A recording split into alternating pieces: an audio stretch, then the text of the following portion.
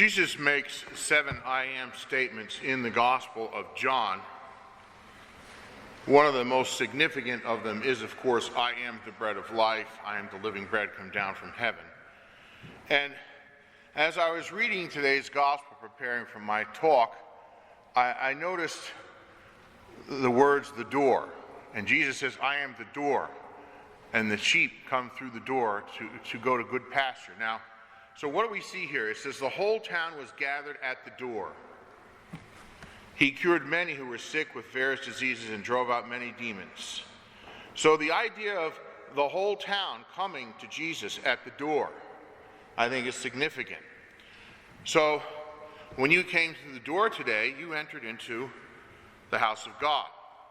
And one of the interesting things about being here is I had a witness from a non-Catholic. He later converted, but he used to come into our smaller church, the chapel.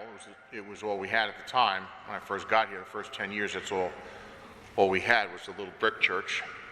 And he and I were talking one time. He said, Father, can I ask some questions? He says, I pray in a lot of different churches, non-Catholic mostly. And then he said, but when I come here, there's a sense of peace that I get that I don't get anywhere else.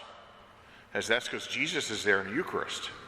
So then I went into my usual kind of explanation. And like I said, he came into the church later. Now, so you come through the door and you enter here, and now you, whether you realize it or not, you are in the presence of Christ himself, your Lord and your God, who died on the cross for you, who created you, and who will judge you on the day that you die. So you come through the door and you are entering into spiritual light that emanates forth from the tabernacle to all who are here, whether you're conscious of it or not. Now, the door, again, is an interesting thing. Sometimes the door can be a good thing and sometimes a bad thing. In other passages in the gospel, we see the bad guys show up at the door too late, and they're knocking on the door, Lord, Lord, open the door for us. And he says, I do not know who you are. Away from me, you evildoers.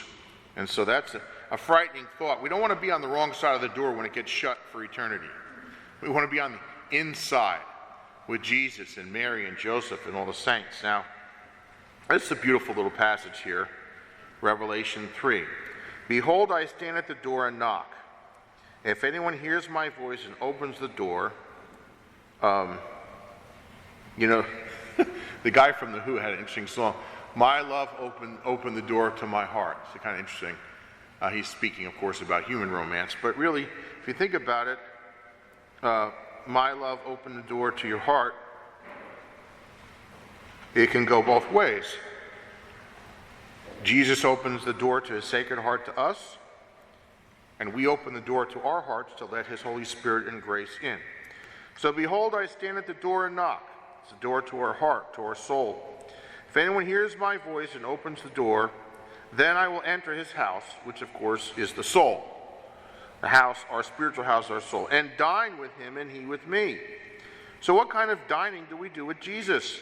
The Last Supper, the Mass, the Eucharist.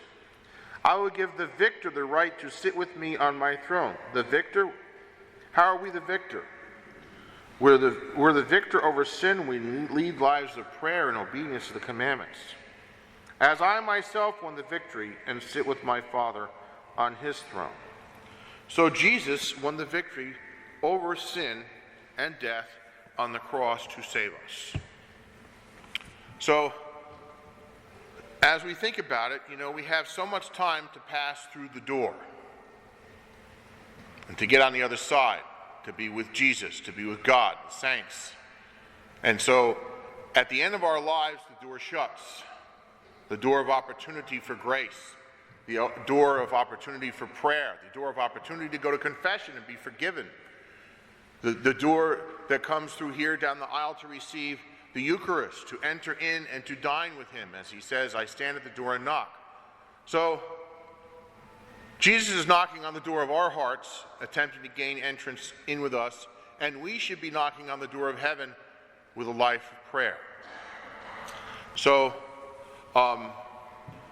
I think it's interesting, we read here, the whole town was gathered at the door, and everyone came to Jesus, and they were cured.